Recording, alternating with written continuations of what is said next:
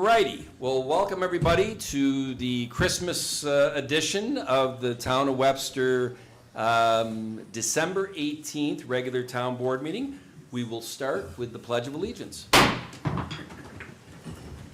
I pledge allegiance to the flag of the United States of America and to the republic for which it stands, one nation, under God, indivisible, with liberty and justice for all. Deneen, can you do the roll, please? Supervisor Flaherty. Here. Councilwoman Cataldi. Present. Councilman Cahill. Here. Councilwoman Nguyen. Here. Councilwoman Wright. Here. Attorney for the town Taylor. Here. Okay. Well, I don't think it's a surprise to anybody. We have a big crowd here tonight. That this is actually the last town board meeting with Councilwoman Nguyen and Councilwoman Cataldi as your elected officials here in Webster. So, Jenny, if you could come up to the podium, we have a thing that we'd like to give you. I just hope I have the right one. I do. All right. Nice job.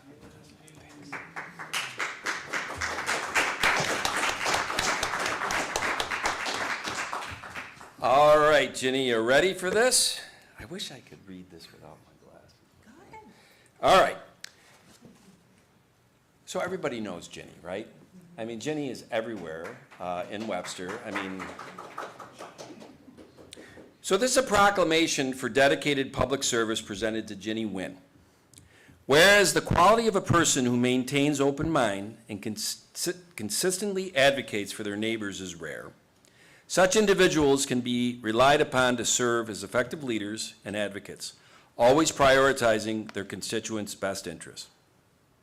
And whereas through her 4 years as a Webster Town Councilperson, Jenny Nguyen has utilized the opportunity she earned to assist others in the Webster community. And whereas she is recognized as a dependable presence for residents and local organizations, her commitment includes consistent attendance at community events, passionate advocacy for Webster residents, and a tireless dedication to the group she has acted as a liaison for. And whereas Jenny's commitment to the community extends well beyond her elected duties, she has served as the Vice President of the Vietnamese community of Rochester, acted as the Master of Ceremonies for special events and the Webster Comfort Care Fashion Show, and chaired the annual fundraiser for the Army-Navy football game, among other roles. And whereas these qualities contribute to a strong voice in local government, and her experience as a model of honest public service is truly commendable. Now therefore, be it resolved, on behalf of the Webster Town Board and the entire Webster community, we extend our sincerest appreciation for your service to Webster. Jenny.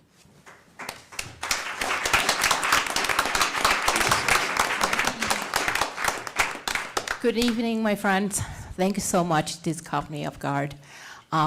Anyway, I love my hometown, and I love to serve my community. That's my passion. It's always been, and my father always said, you try to give back to your country, you try to give back to your community any way you can. So that's why I ran for the town councilwoman. Even though my term is up right now, not as I wish, but that's okay. God say when one door closed, he always opened another door for me.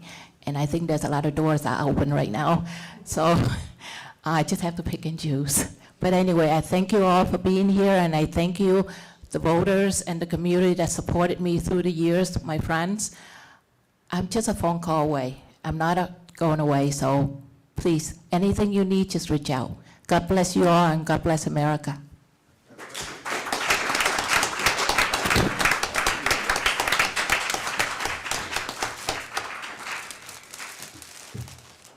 And we have one more. So Patty, could you come up here, please?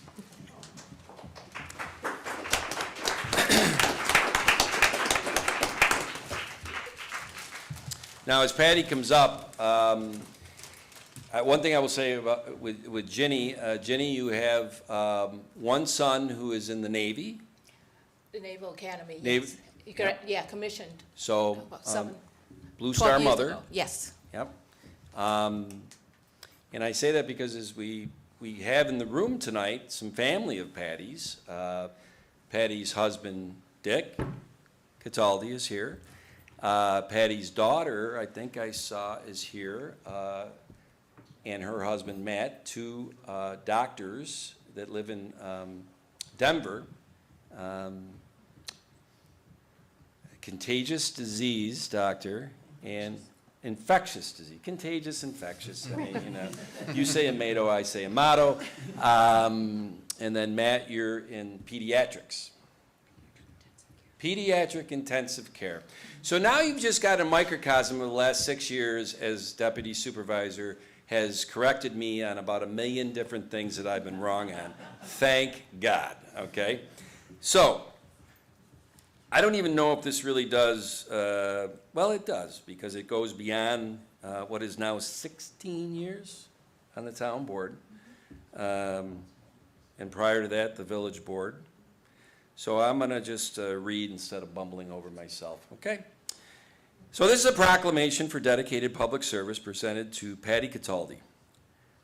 Whereas the quality of a person who maintains an open mind and consistently advocates for their neighbors is rare, such individuals can be relied upon to serve as effective leaders and advocates, always prioritizing their constituents' best interest.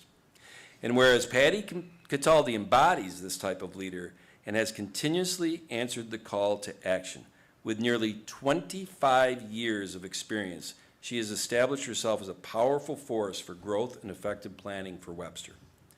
And whereas Patty has earned the trust of residents through multiple elected positions and appointments, including her roles on the Village Planning Board, Village Board of Trustees, Webster Town Board, and as the Deputy Town Supervisor. She has also served as a liaison to several town departments, including sewer and police, as well as Webster Conservation Board.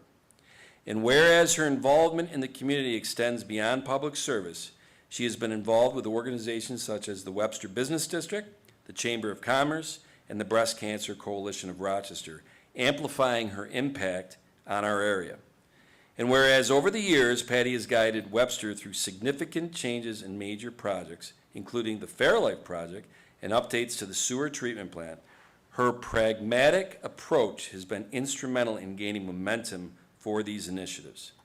Throughout her years of service, she has exemplified honest public service and that cannot be properly extolled. Now, therefore, it be resolved on behalf of the Webster Town Board and the entire Webster community, we extend our sincerest appreciation for your nearly 25 years of service to Webster, Patty.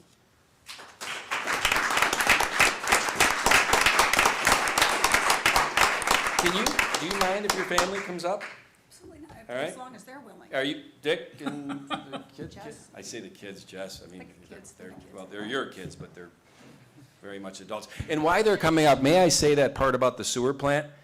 Patty has been known to be in waders going down into the pump stations to get a good look at just what was wrong with the sanitary sewer plant. That's a gamer right there, okay? Get ready.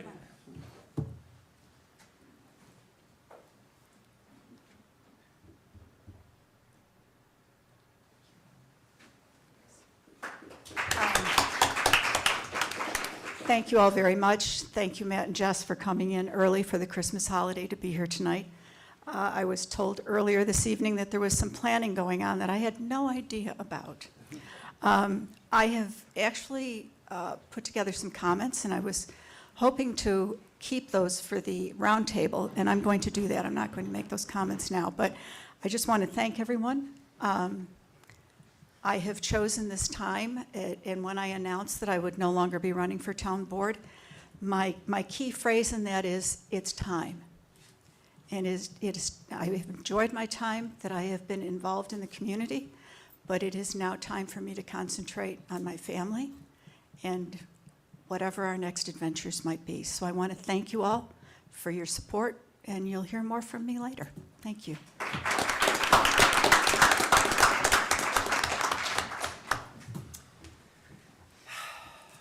I can't believe this is my last board meeting having to say the next item up is the open to the floor, my favorite part of the meeting, usually. And for the people that come to these meetings, they've heard me give this preamble. So here's the 3 rules of decorum for when you take the podium, and also for the audience. Number 1, it says right on the agenda, each speaker will be allowed up to 5 minutes. Please, do not have me have to say to you when you're in mid-thought, rant, whatever, you're at 4 minutes and 50 seconds, because there's no way that I say that and I sound nice and people, there's no way I can say it. So don't put me in that position to have to say it. Time your comments to less than 5 minutes. Number 2, the only people that speak are at the podium.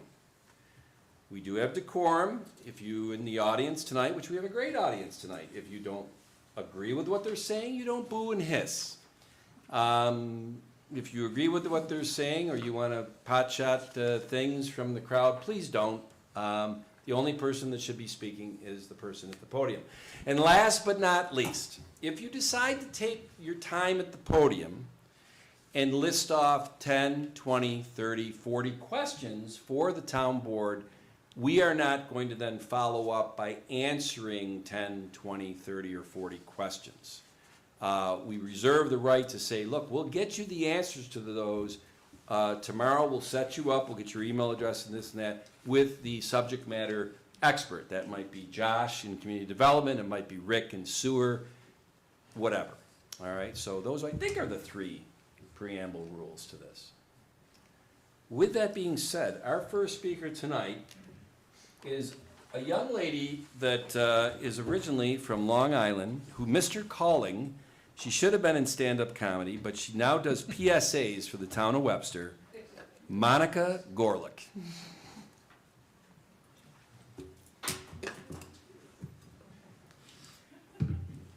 Forgive me if I don't smile and laugh. I lost a crown last week and it's being worked on. I only want to say thank you to the board for your service for all these years. It's greatly appreciated. And I know Alex coming in had campaigned hard and he will work hard for Webster as well, for all of his constituents. And this is less than 5 minutes, so thank you. I really appreciate everything that everybody had done. And I can't be funny because I don't want to smile. Thank you, Monica. Thank you, Monica. The next person I think is a stand-up comedian, Chris Naka. As you can tell by my topic, this won't be a super funny. No, I can tell.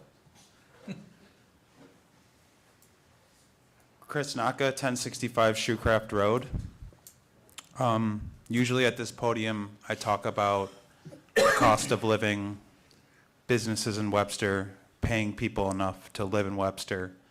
And I guess in a roundabout way, the topic that I'd like to talk about tonight kind of adds to my concerns with the recent laws that have been passed in regards to assisted suicide.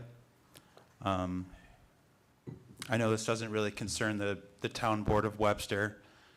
I did, strangely enough, see that one of the poster people for this bill was a Webster resident with stage 4 cancer. I just wanted to make the people at home in this room aware that where it stands right now, these laws are meant for people with terminal illness. In other countries abroad, these laws also encompass people with severe mental health issues. As someone who's struggled with suicidal ideation since the age of about 11 and is on record with basically every therapist that I know from about 14 with those thought patterns, it's really frightening.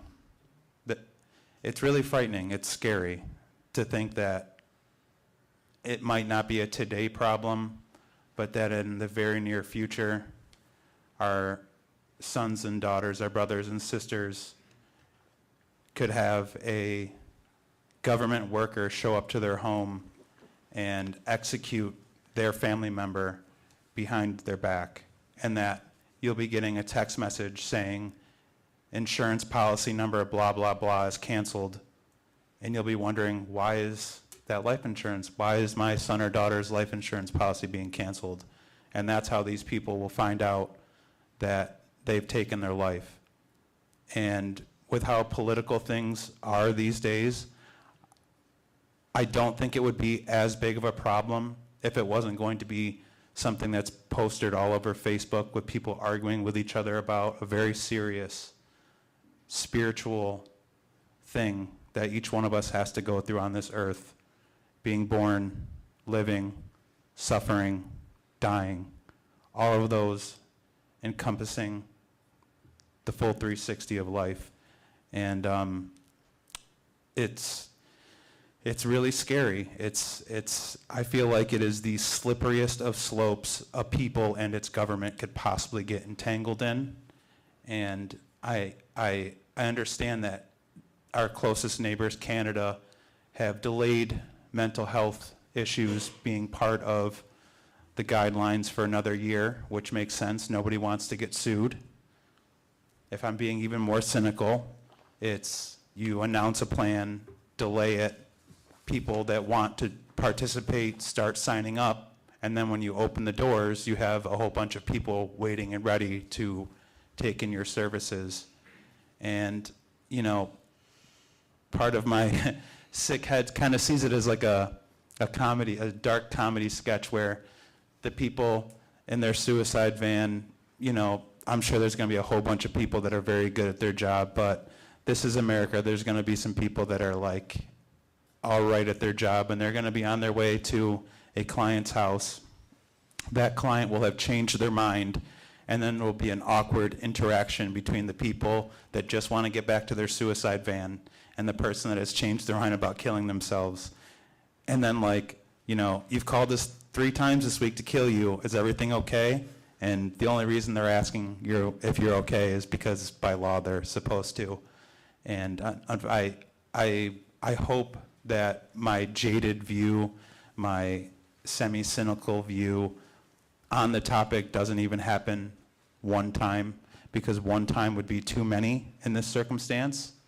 And it's really frightening to see people comparing it to putting down their cat or their dog, and the surface level Republican versus Democrat arguing that that will be taking place. And I know it's fairly corny to bring up online discourse as any sort of real discourse, but that's where people are talking these days.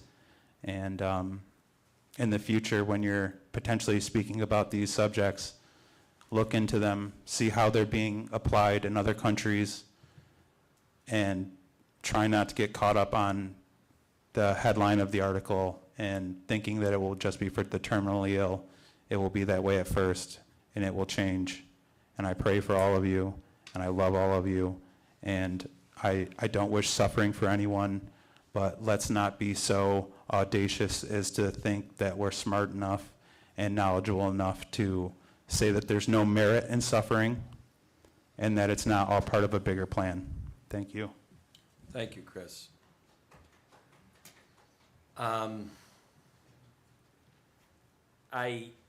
Two things. That is one eloquent guy that we just heard from, and I hope you get a chance to give a similar talk at something beyond the Webster Town Board on that issue. The second thing is, for the people that are new to this board meeting thinking, why did Flaherty say that Monica and Chris are stand-up comedians after what we just saw? I swear to you, if you have been here long enough and you watch the tapes, he's really funny, all right? I mean, Chris, you gotta admit, you've had some, John, help me here. No, I agree. One-liners, zingers, right? Yeah. Quick. And Monica brought down the house 2 weeks ago, but that was before your crown, okay? So I'm sure you'll come back in January and, you know. I'm going to give Alex a hard time. Good. He needs it. Speaking of which, our next speaker is Supervisor-elect Alex Sheldon.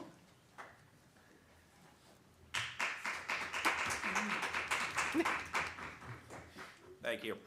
I just wanted to come up here because this is going to be my last opportunity for quite some time to come up here as a member of the public and as a member of the Webster Open Space Committee. And I just wanted to say thank you to Patty and Ginny and Tom. And it's been an honor campaigning to sit alongside where you guys are sitting. And for Tom and Jenny specifically, I just wanted to give you guys a couple of shirts for the Open Space Committee because you guys have done some great work. And Tom, with you going door to door in 2020 when you started, and Jenny for showing up and supporting all of our events. And no, I promise I'm not ignoring you. But I just wanted to come and give you guys a couple of shirts. Thank you for all of your years of service, and I hope I can live up to what you guys have accomplished here. Thank you, Alex. And may I say, if anybody was here for the workshop, Josh had said that, thanks, Alex, that I went door to door during that open space thing, and however you framed it, that I went to all of them. I went to maybe 20 of them out of the 80 in our follow-up, but I don't know if you remember this, Diana. One of them, and it'll remain nameless, but he had a big parcel, 70 acres, and people had warned me, he's a cantankerous son of a gun, right?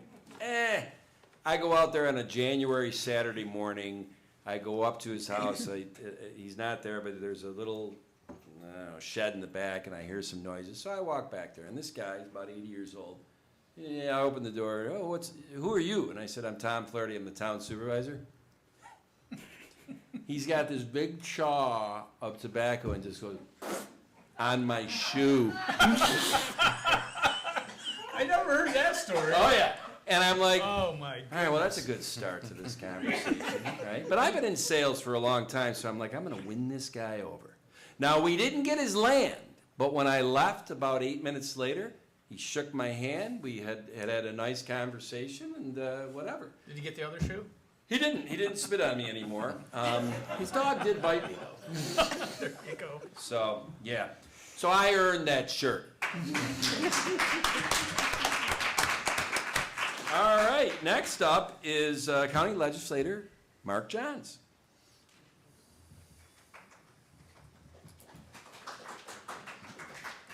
Well, that's different. Wait till I'm done talking, you know. Listen, thank you, everyone. And congratulations, Patty, Tom, for your service to this community and allowing me a couple minutes here. I'm here to just to extol some of the virtues that I've seen and all of you have seen from Councilwoman Ginny Nguyen over these years. A lot of people don't know all her background. Ginny, first of all, is the first Asian-born American to get elected in Monroe County. And what a lot of people don't know is her background. Ginny is originally from Vietnam. And her family was over there, mom and dad, 2 brothers, 2 sisters. And right near the end of the Vietnam War, first of all, Ginny's father was a lieutenant colonel in the South Vietnamese Army. He fought side by side with the American soldiers to try and stop the communist dictators from taking over. And they fought a good fight until the end, April of '75. Everybody in the audience a little too young to remember this, but that was the fall of Saigon. And some do remember. And, you know, you saw all the pictures, people hanging off of helicopters, trying to get out of any way they could. Ginny's father came home, told them, you got 5 minutes to pack, and we're out of here. They picked up the clothes on their back, a couple of packs. They got down to the river. They got them on a boat. The boat got out into the South China Sea, ran out of gas, had mechanical problems. They were out there bobbing around until the American U.S. Navy picked them up. They wound up in the Philippines, eventually Subic Bay, then over here in a refugee camp down in Arkansas. That's where they first, I think it was there, up here, they first learned to eat pizza. They didn't know what it was. You know, they look at it and They thought the pepperoni were eyes, you know. They said, what is this? You know, they left it there and they didn't eat it.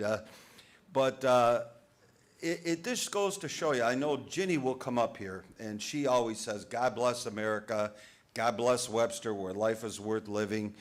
But for Ginny and her family, they know what it's like to be in a country that's being taken over by dictators.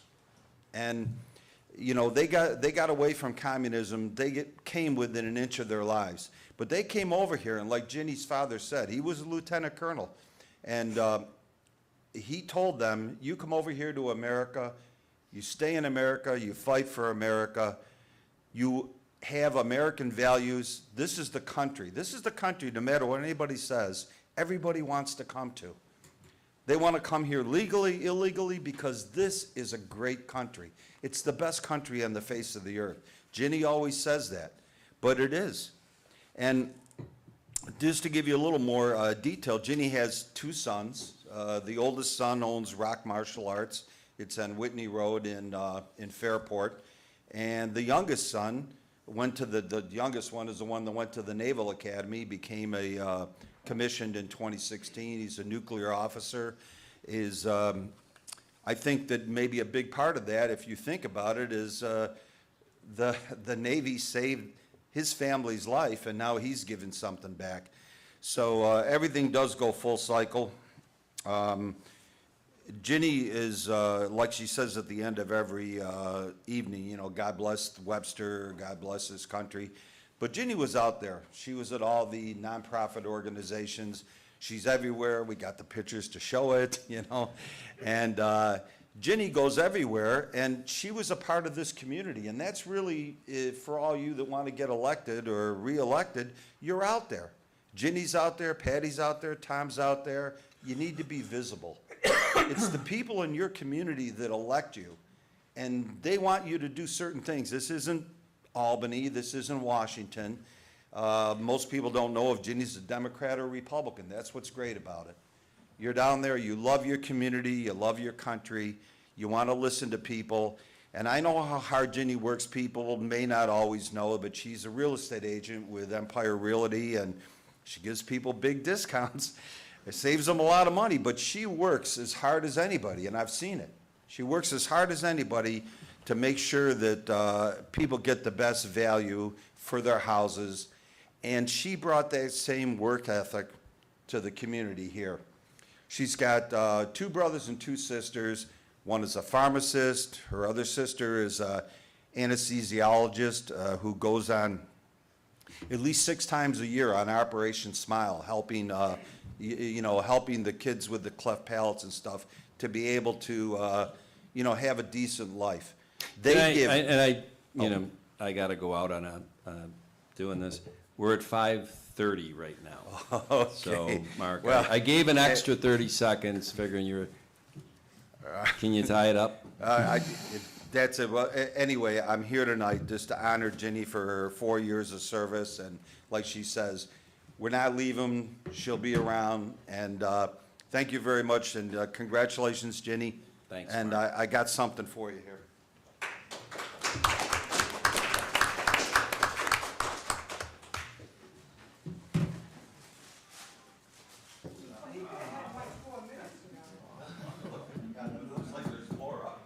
Don't tempt me, Monica. And that's very nice. I hope the cameras are getting Thank that. you. Thank you. Good. Okay.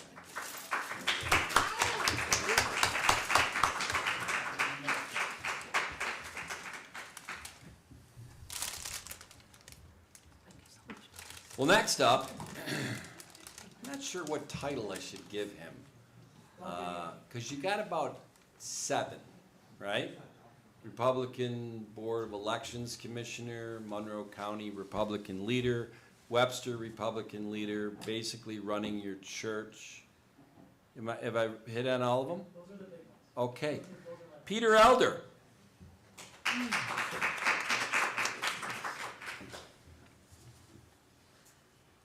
Tom, thank you very much. I'm kind of sad that we weren't able to give you a proclamation tonight. And we'll have to fix that and remedy it. I want to say that I have an awesome job. because I get to conduct campaigns. I've been doing it for over 30 years, and I get to people that I don't know, that I end up knowing a lot, that I end up being in their living rooms. I end up being friends with them. I end up taking someone who I fought with for years and make them my friend.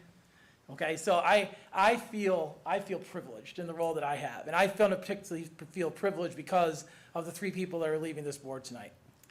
I have never met someone in my life who is as brave as you are, Tom. You have taken on I've told you this, it's because you have taken on projects that people would not touch with a 10-foot pole. You have revived these large projects like the sewer treatment plant, like the highway garage, and you've been fearless. And whatever anybody wants to say about you, whatever it might be, you will always have my admiration because you stood up, you saw the problems, you solved them. And that's the kind of guy you are. You talk about yourself being a salesman. I think what you really are is a problem solver. You see the problem and you figure out how to get it solved. And I want to congratulate you on that. I want to honor you for that. And the other thing you do is you educate everyone on it. Now, you and I both joke around a little bit. You might go on a little bit longer, but here's the thing. You have never shied away from telling me or anyone else about the subject from this very beginning to its very end. And again, that's a unique quality because most people don't do that. So when you're done talking to Tom, you will know why the sewer treatment plant had to be fixed. And that is the thing. And I'll tell you, it is a refreshing thing to be able to have someone to do that. So I got to tell you, I want to recognize you for that. I think you've done a great job. Sad to see your picture on the wall so soon, but it'll be nice to have it up there so we can all look at it and remember your service, your tremendous service to this town. So I'm doing this in order of how long I've known everyone and how long I've worked with them. So the next one I'm going to do Ginny, who I've known for a very long time.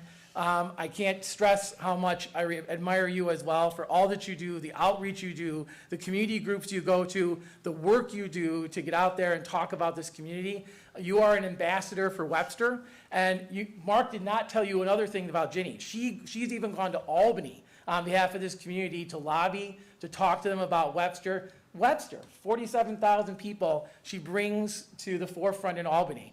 And in this state, if you want something done, you need to get to Albany. And she went there. So I want to congratulate you and my admiration for you as well for all that you've done and will continue to do for this community. And the last person I left for last because most people don't realize this, but for 4 years, Patty and I sat next to each other. We would talk to each other, we would mumble to each other, be disappointed with each other. Sometimes we even voted against each other. But again, she is an incredible person.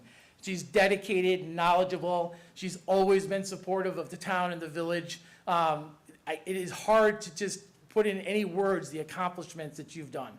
But I've seen it firsthand. I don't know how many campaigns we've worked on together, but it's an awful lot. In 2005, when we ran the campaign in the village, we took the boards back. And I remember many living rooms, pictures, walking. I've probably never worked as hard in a village campaign as that particular one. And then from then on, it was just watching her bloom and do well on everything she's touched. So again, just my admiration for you, your qualities, everything you've done and brought to this town and the village to make them better places to be. I'm probably getting close to my 5 minutes, but. No, you're at 4. 4, okay. So I will wrap it up by this and saying, said in every single one of your cases how much I admire you, and I do. And I don't say this from someone who just watched it from the outside. I say someone who's played it with you, who's been there in the trenches, walked with you, taken your photos, talked to you, been in your living rooms. Everyone, you could not find three finer people. So on behalf of me, the Republican Committee, I hope the people in this town, I just want to congratulate you and I want to give you a round of applause. So I'm going to do it. Thank you, Peter. And thank you. So I'll just say as Peter is sitting down, they say that we all have more in common than we have against, or however that goes. When I met Peter, I just assumed he and I aren't going to get along. But we found out we had a common dorkiness toward statistics, right? And so we found ourselves at the Golden Boys a couple times a year going through all this data about Board of Elections and all this stuff. And even the waitress was like, what a couple of dorks, right? But it was fun. Found common ground. Can you do me a favor before our last speaker who signed up tonight, Luke? Can you put that honeysuckle, or what is that called? The Succulent. succulent. Can you put the succulent up on the podium? That is my parting gift to Diana. Yes. It's the Does she Diana get to Davis take it succulent. home? No, it stays because she needs it here. Okay. Yes. And Patty, as we bring up our last speaker, can you explain how that succulent came to be? One of the first times Diana came to the board to speak with us at the open to the floor, she was very nervous. Clearly, she has gotten over that, I think. Yes. And she expressed that she was very uncomfortable standing before us and speaking about open space, and certainly her passion for that. And she said it would be so much easier if maybe there was something welcoming here, something like a succulent. And I promptly went out to the store the next day and found that little succulent, and we figured out a way to Velcro it to that podium so that Diana would feel more comfortable. And it remains there today. So without further ado, Diana Davis.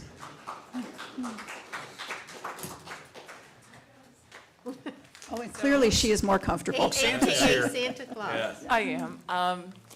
Well, so you'll all be shocked to know that I actually didn't write anything in preparation. I just thought I'd do it off the cuff. So I'll just address each of you in turn.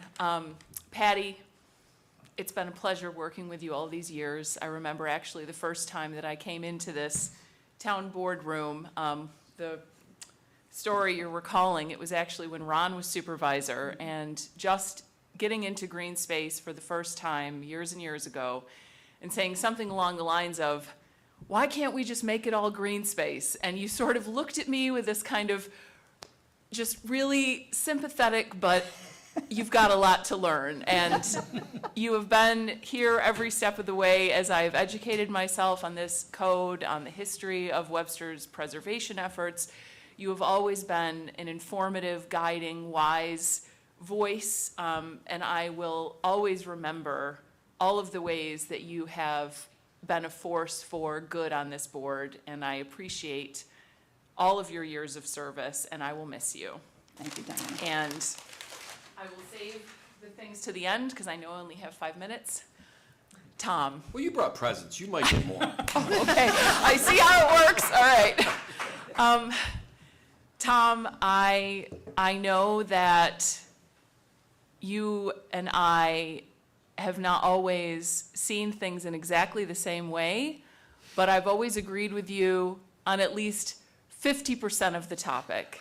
And I too appreciate with Peter the way that you are dedicated to understanding the situation, finding the facts.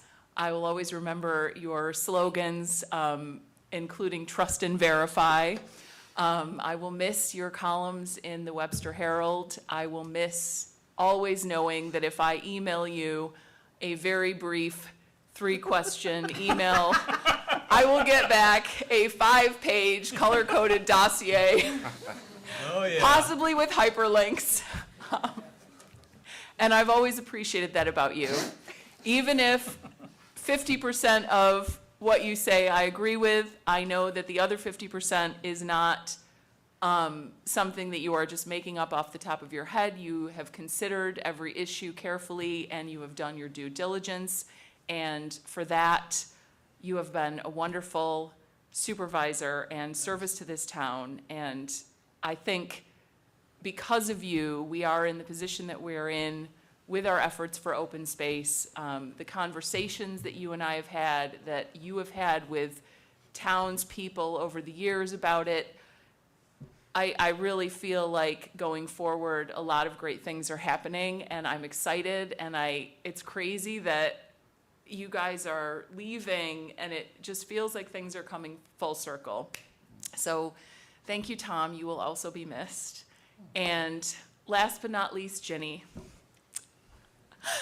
Don't let me really? cry. Come on, Di. I remember the first time I had a conversation with you about open space, and I remember the first time that I met you, and I could immediately tell that you loved Webster the way I did, that you cared the way I did, that you were dedicated the way I was, and that you will put yourself on the line. Even if you have 8 million other things to do, you will make space for 8,000,001, because that is how much you love this town. And you will have my undying respect and appreciation for the way that you were always out there. Wherever I was, you were there too, whatever the weather. And I hope that you go on to great and wonderful things, and I know you will not stop working on behalf of Webster residents, and I know that I will continue to see you. And I just thank you also so much for the last 4 years. So with that, I come bearing gifts. Thank you, Dan. She did it all in 4 minutes and 30 seconds, I Kyle. did? Good. Okay. All right, well, let's go with the 70 seconds. Patty, yours has to be first, and I think it's very appropriate.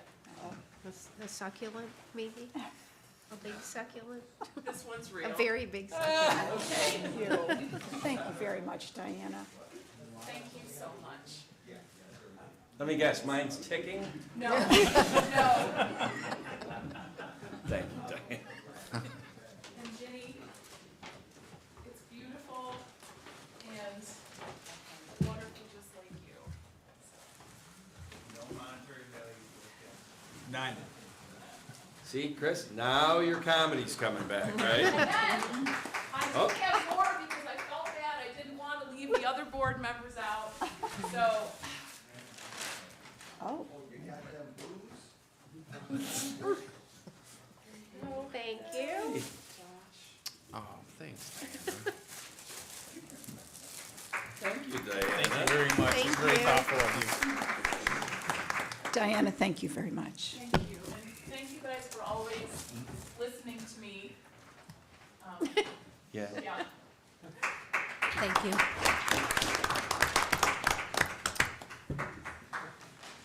So two things, Diana lied up there. She agreed with 62% of things that I said, not just 50%. And, exactly, the standard deviation, you know it then. Now, that's the last person who signed in, but now that you see how fun it is, does anybody else want to take the podium tonight? Any senior football players at Aquinas who talked a lot of smack the last few weeks that they were going to take the podium? Is your son in there? Oh, he's in there, yeah, Which one is yeah. Is he on He is next to Nick. That would mean we would have to know who Nick is. Yeah, family members must speak. Oh, at you the don't know who podium. Nick, but anyway, okay, so nobody else, okay. Well, I also can't see because I have the pillar, so The I. pillar is a bane of the existence, okay, so, well, everybody's eligible except for Chuck Leone, as I had said before. Okay, then we will move on. to Oh. the- What is this? Oh, well, do you wanna, all right. So this is Franklin, we call him Frankie Burgess. He is my future attorney. I tried. Dear Santa, what does this say, Frankie?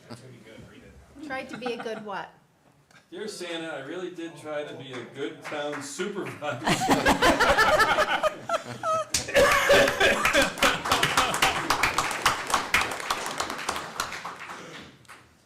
I did. Are you on the naughty list? Probably.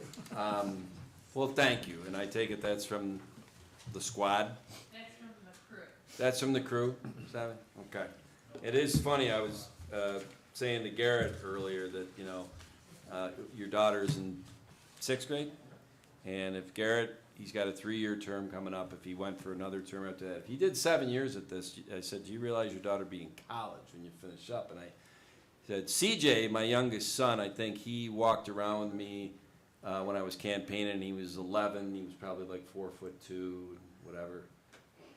Now he's a senior in high school and not 4'2" anymore, nor are his friends. Okay, so if nobody else is going to speak, we have now the real exciting part of the meeting, okay? If you like to sit around and watch grass grow or paint dry, you're gonna love these. Pull the pillows out. Things, all right? Okay, December 4th, 2 weeks ago, we did not have a workshop. We had a regular town board meeting. Deneen Marr, who is our town clerk and who is excellent at her job, got those minutes out to all of us. I reviewed them. I would make a motion that we approve the December 4th town board meeting minutes. Second. Supervisor Flaherty, Aye. Councilwoman Cataldi, Aye. Councilman Cahill, Aye. Councilwoman Wynn, Aye. Councilwoman Wright. Aye. I know this was John. What? The bills? No. I'm kidding. I saw you with come on. Yes, I did review the bills and found them to be in order. I would move that we approve the bills as submitted by the Director of Finance. Second. Councilman Cahill, Aye. Councilwoman Wynn, Aye. Supervisor Flaherty, Aye. Councilwoman Cataldi, Aye. Councilwoman Wright. Aye. And I have reviewed the purchase orders as submitted by Paul Adams, Director of Finance, and make a motion we approve those. Second. Supervisor Flaherty, Aye. Councilman Cahill, Aye. Councilwoman Cataldi, Aye. Councilwoman Wynn, Aye. Councilwoman Wright. Aye. And then oh, wait a minute, no. Did I do the wrong one? Did I do purchase orders? I didn't do prepaid warrants yet. I reviewed the prepaid warrants as submitted by Paul Adams, Director of Finance, and make a motion we approve those. Second. Supervisor Flaherty, Aye. Councilwoman Cataldi, Aye. Councilman Cahill, Aye. Councilwoman Wynn, Aye. Councilwoman Wright. Aye. The next two, unfortunately, Paul Adams fell ill today. He did send the board some descriptions of the transfers and the budget amendments. Right. Any questions on those? I don't have any know, questions. Jennifer, you? I did send a question back, but I think Yeah. he had already left by the I time. can answer that, by the way, Okay. and so can Patty, because we found out about this at the biweekly police meeting on Monday. You want me to answer that one, and then you? No, I don't have any questions. Oh. But that'd be great. And the question, Patty, was about the. Right, I saw it. If you want to answer that about the. Well, I really wasn't sure whether the question was about the transfer of overtime and wages, or you were talking about retirement, Retirement. which that was an overall, the entire town. Yeah, it was the Paul whole had town. put something out for Yeah. the retirement coming in way over what was Way budgeted over. and expected. Yeah. And as far as the wages from overtime to, the overtime line was increasing, but you'll see that the same amount was coming out of the wage line, because with staffing being in flux many times, when we're down in staffing, then overtime goes up, but then the actual wages are down Yeah, in the that was, regular line. that- Right. I understand that. Yep. And that was my question. I was asking about the That's what I thought. retirement, and if that was going to be sustained, and if it's in the 2026 budget at a similar level, or if that was a one-time event, those, the transferred amounts. Yeah, we're not, and one, I don't want to be redundant to what Patty said, but Paul had put out something to the town board probably 2 or 3 weeks ago that he got from the New York State Comptroller's Office. You know, here's what we're being charged for the town, for the pension and the retirement and all that.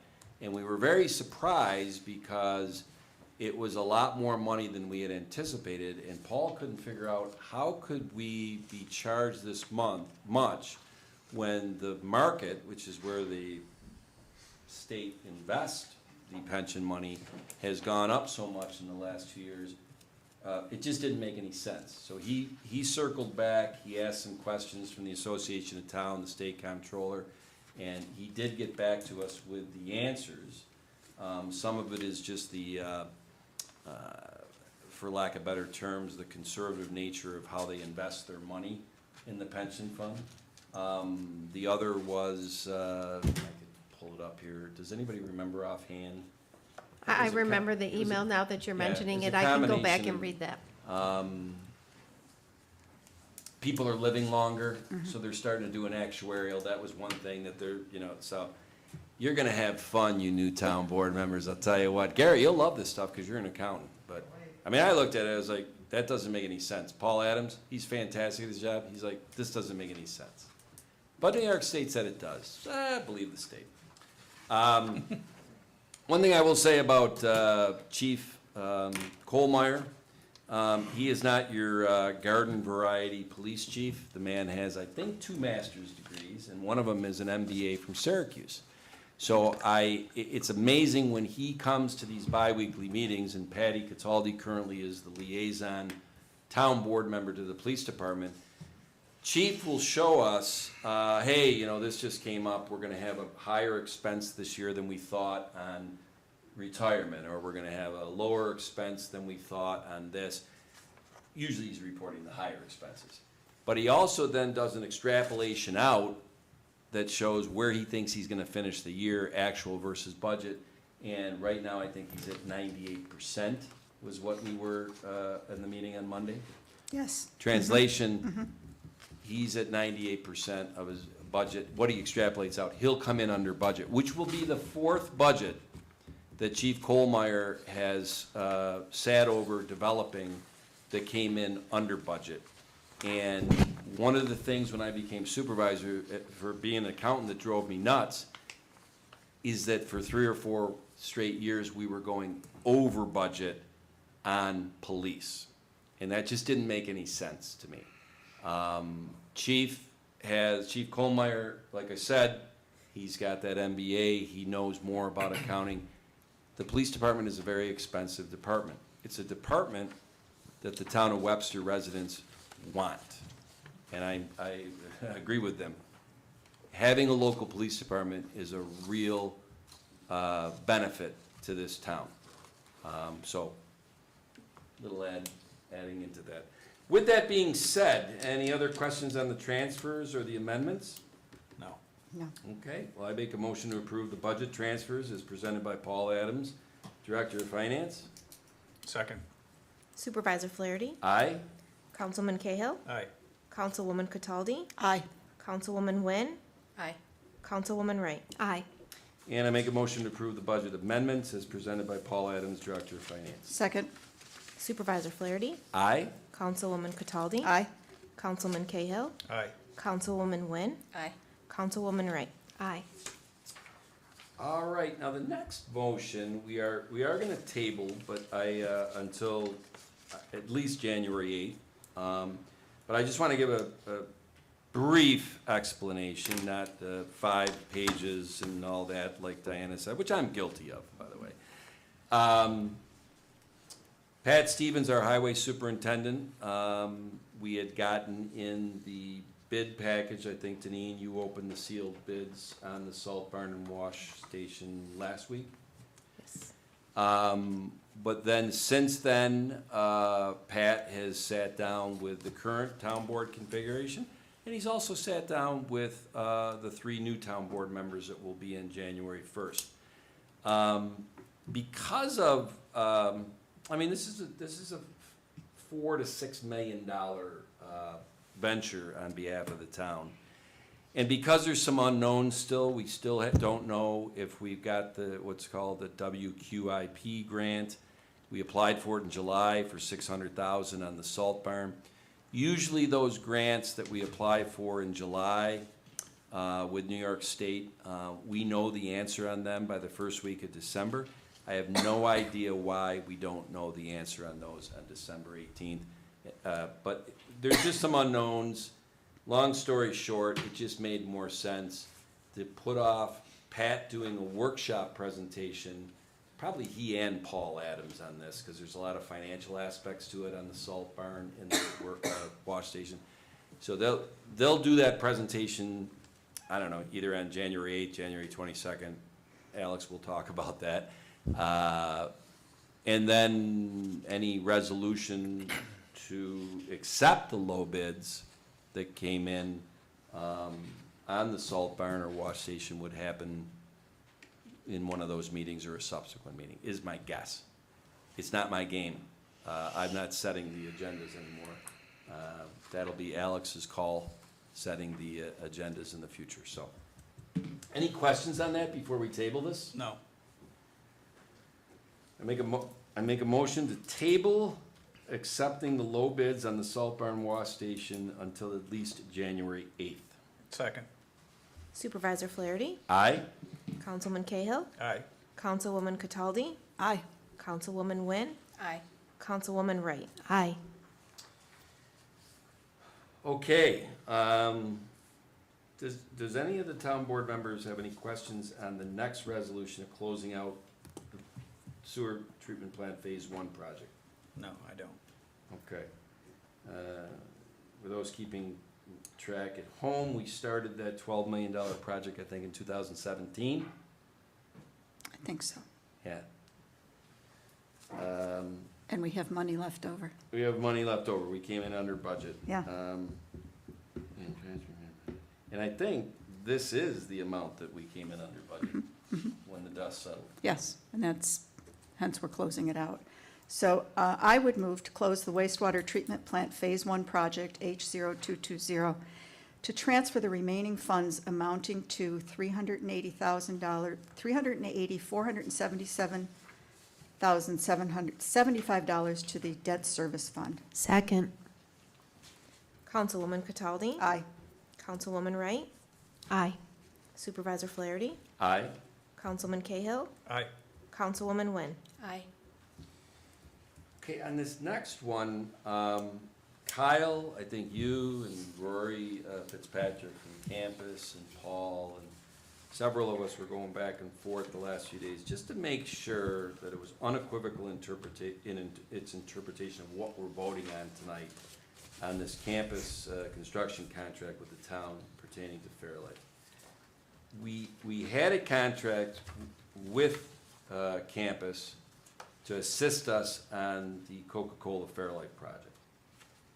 It was done, I don't know, earlier this year, whatever. It was not to exceed, I want to say, $145,000.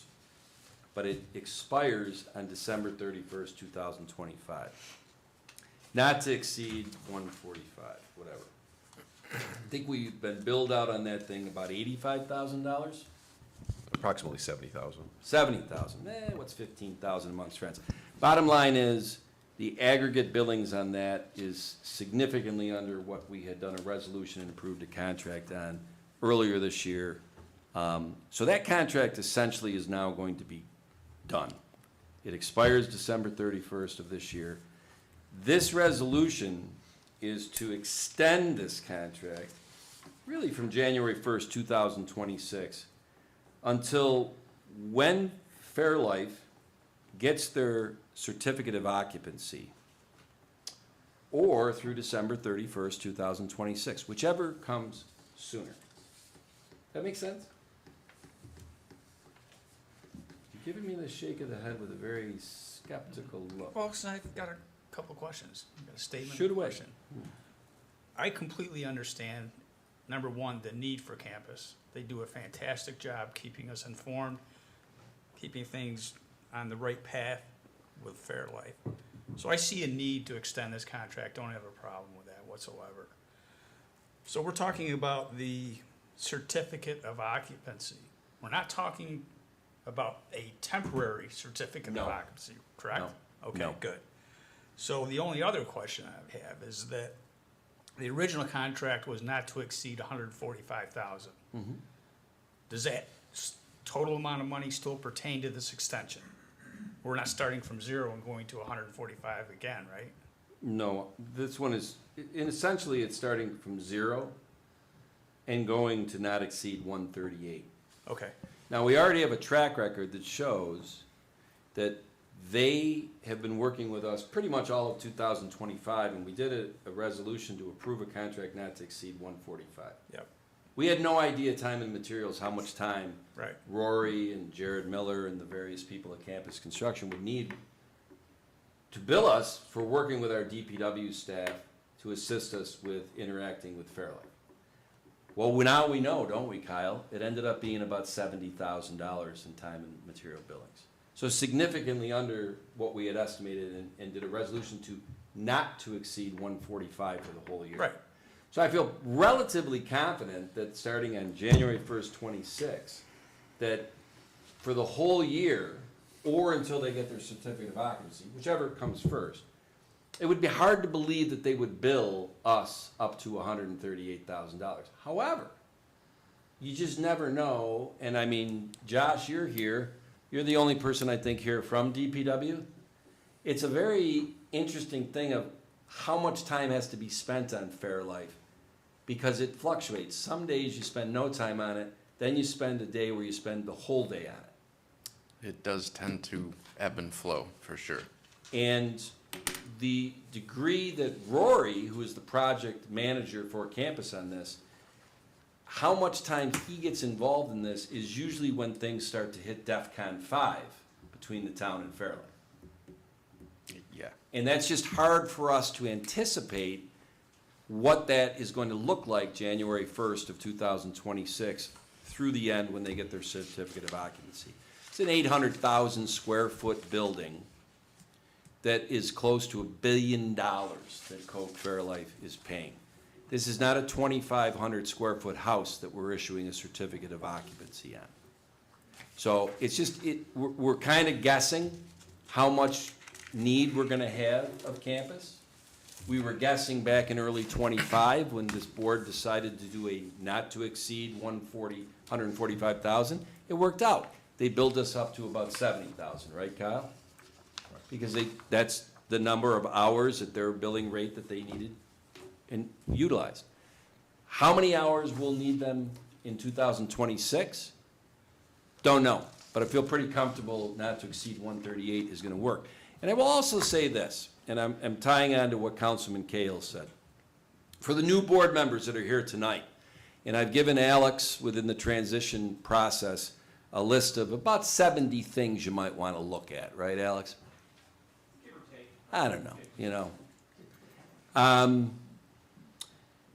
About 3 months ago, Brayton Connard, our head of HR, did a presentation here, a workshop presentation that I asked him to do because I wanted it to be there for the new board to look at in '26. It was about having a DPW commissioner, which this town doesn't have.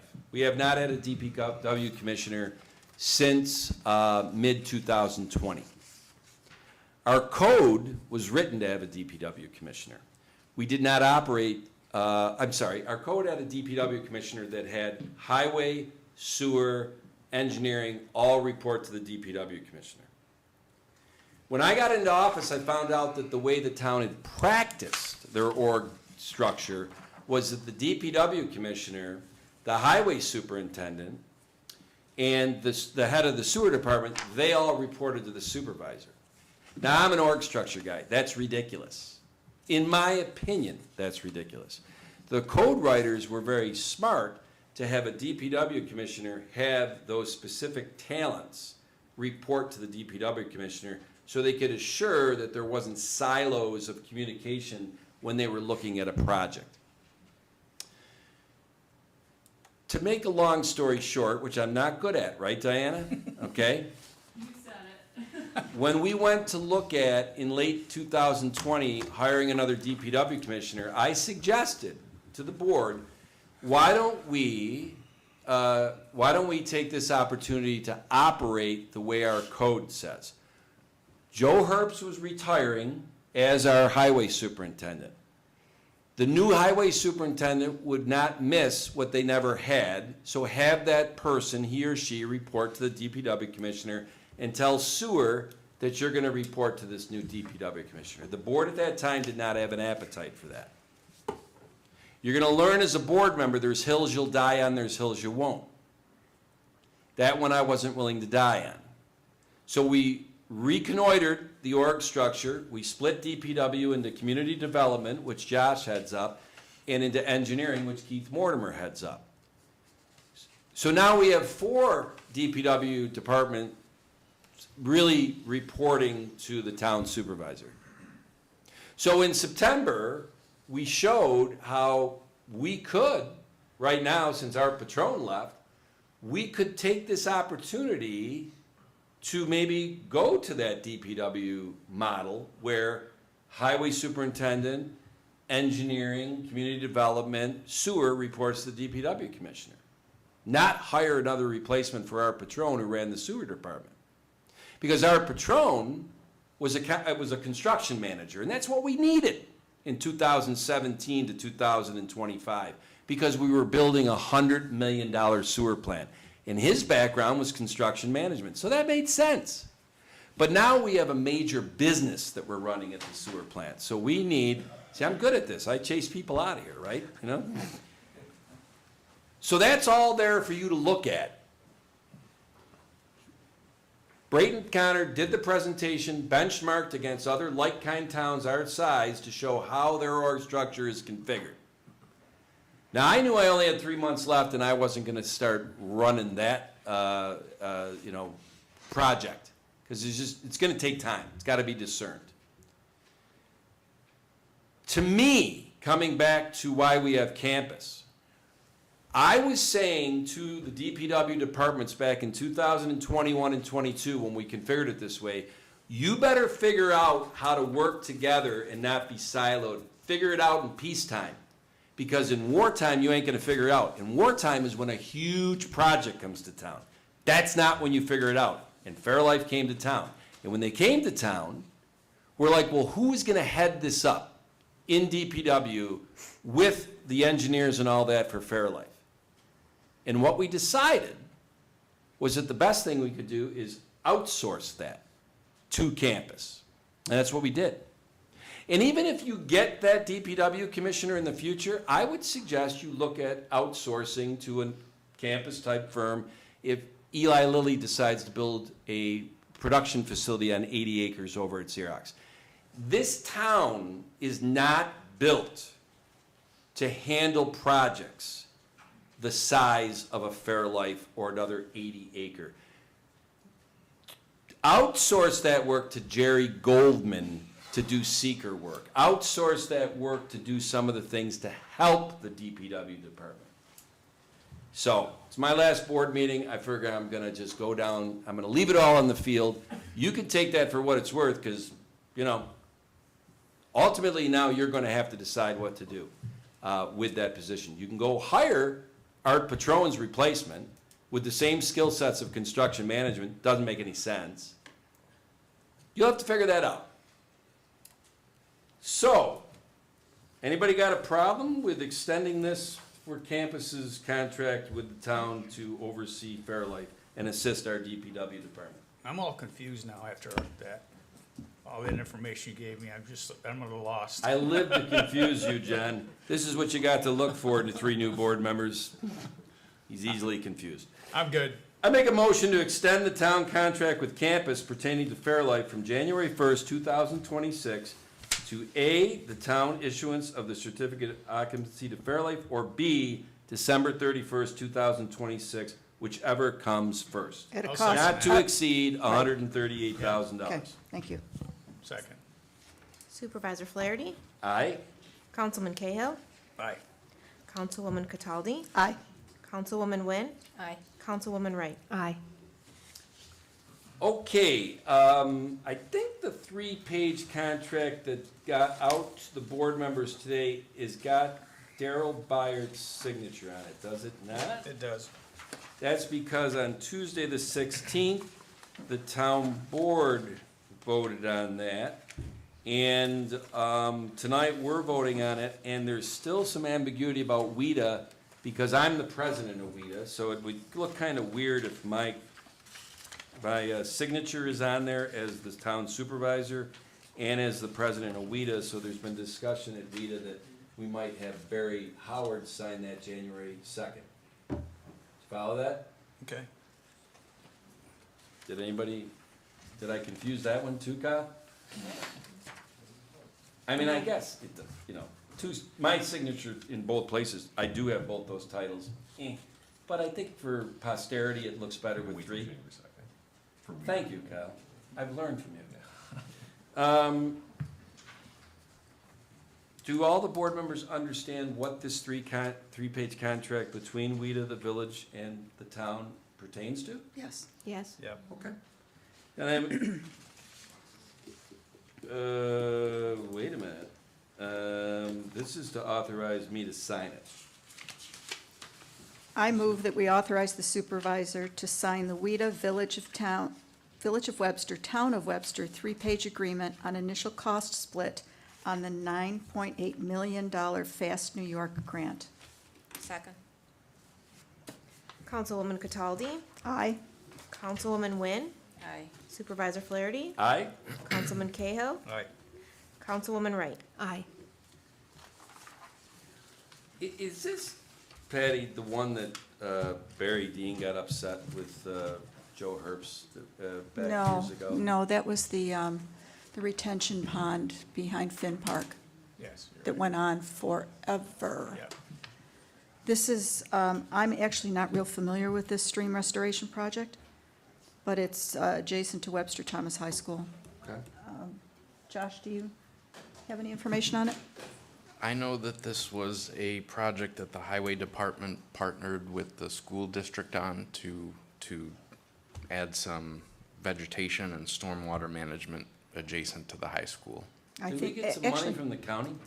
I believe partially was funded by It's grants. tied into that Finn Park. and I think, no, if you drive by 5 Mile Line and Webster High School, you'll see all the trees and everything that have been planted along that stream that runs there.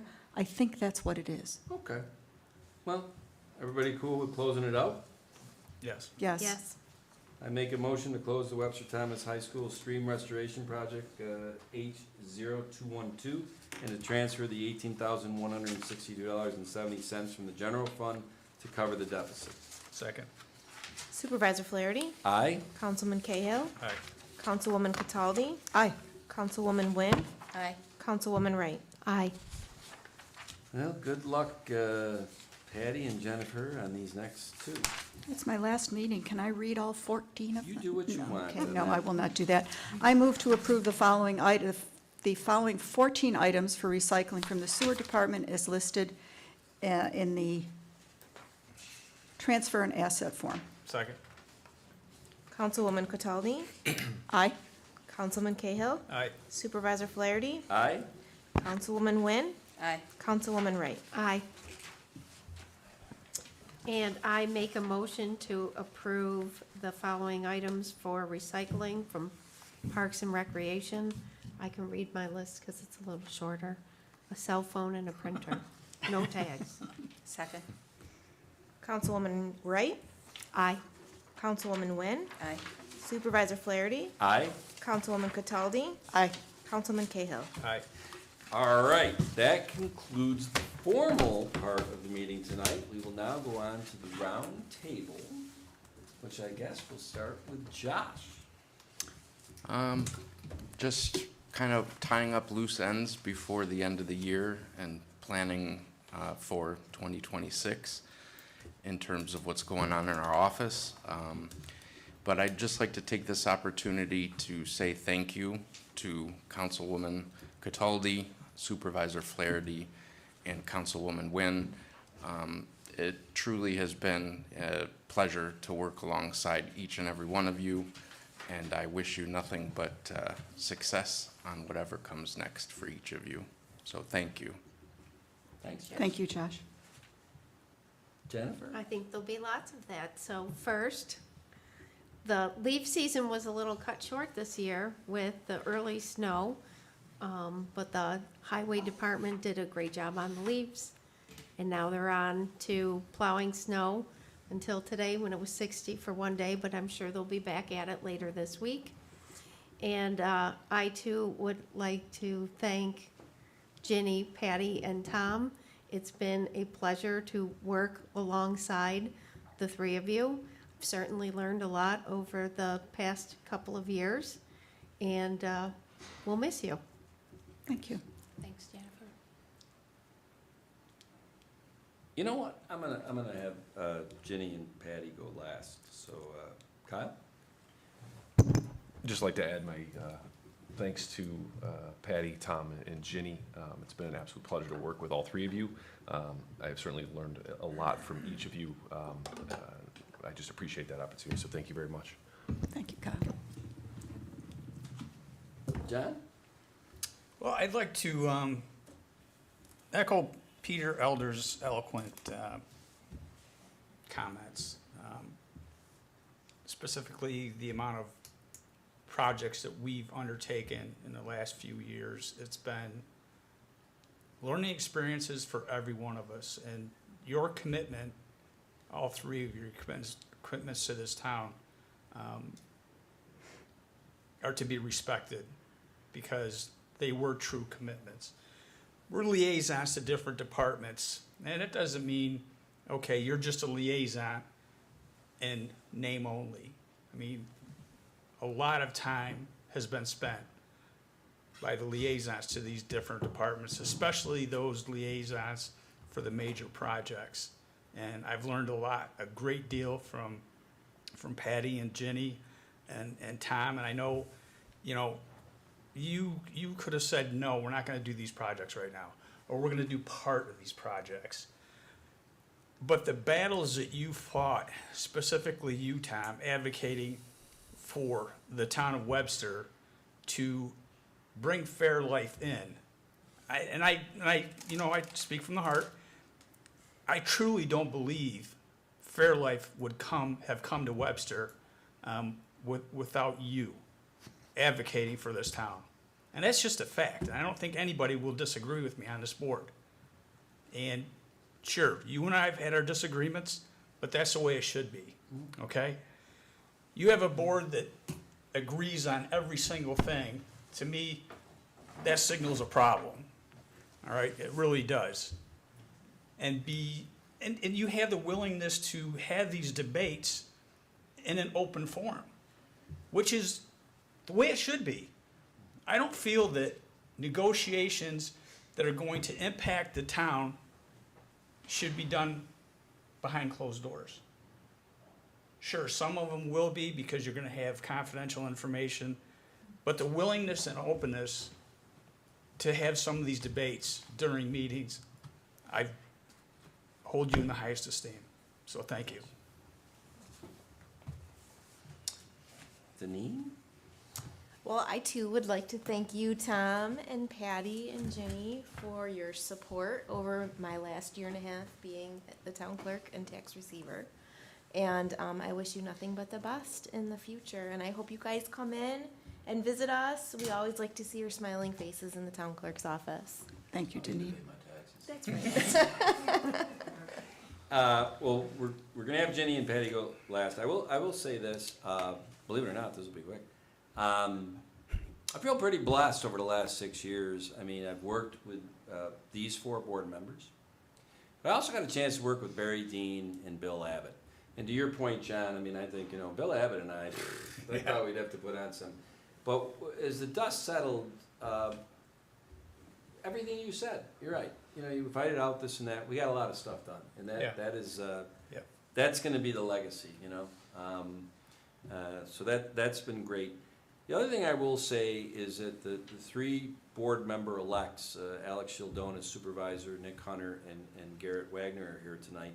I had the chance at the reception earlier tonight to say to Garrett, I have been very impressed in how much those 3 gentlemen have immersed themselves since December 1st.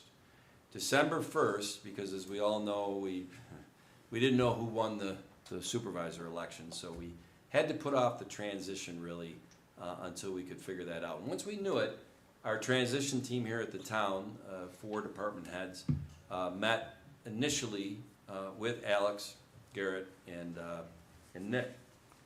And my interaction, but also hearing from the interaction of the town department heads and other people over the last 18 days, is that these guys are omnipresent at town hall.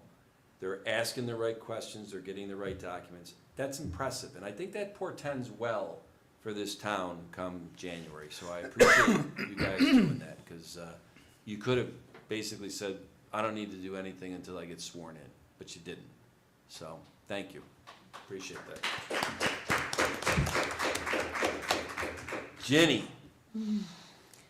Well, I would like to thank you, the opportunity working with every single one of you, with all the Webster, all the town staff, especially Emily Zahn for the clerk.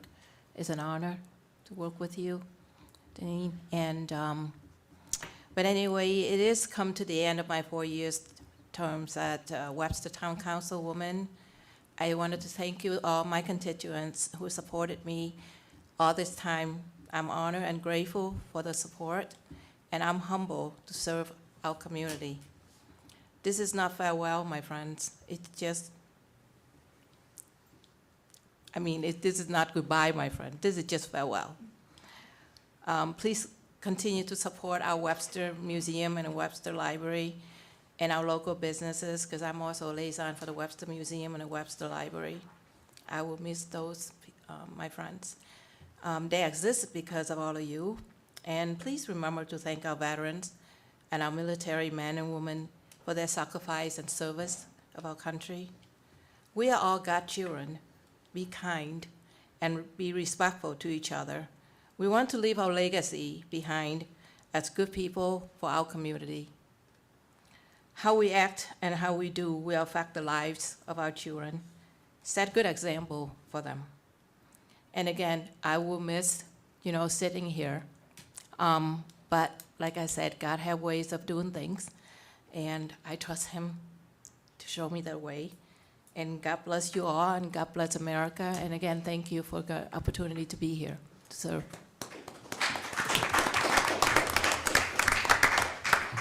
So Patty, I'm a math guy, right?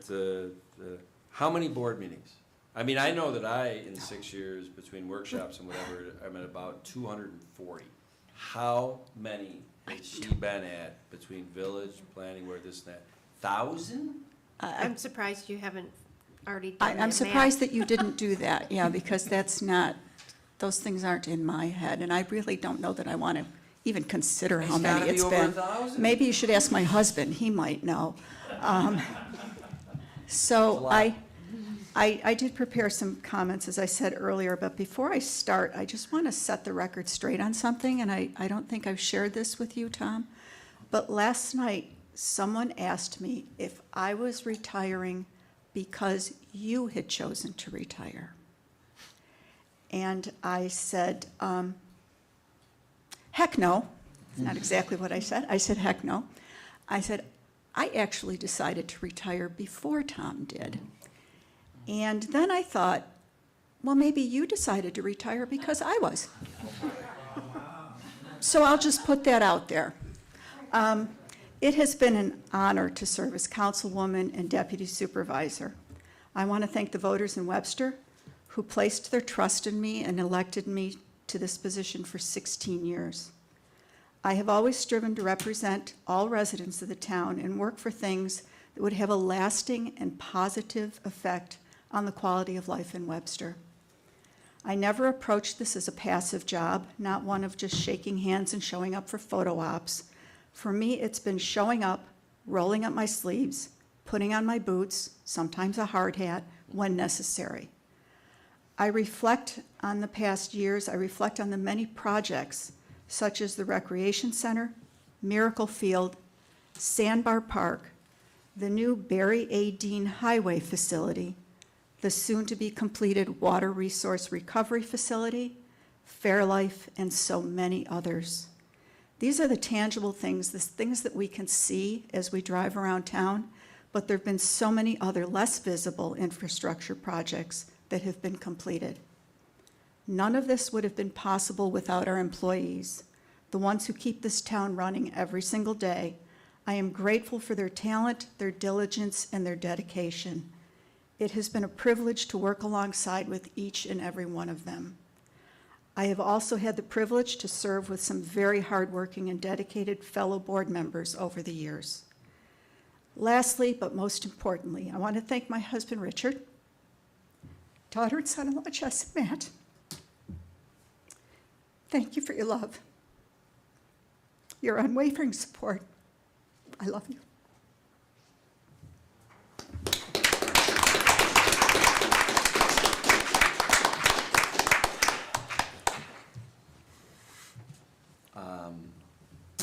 Well, you see it, Alex?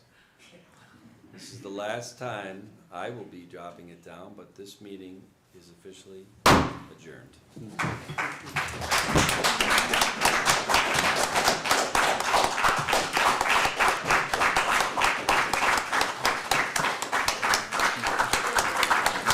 Hey, now that we're off camera, to my son CJ, am I retiring? How are you going to college next year if I'm retired?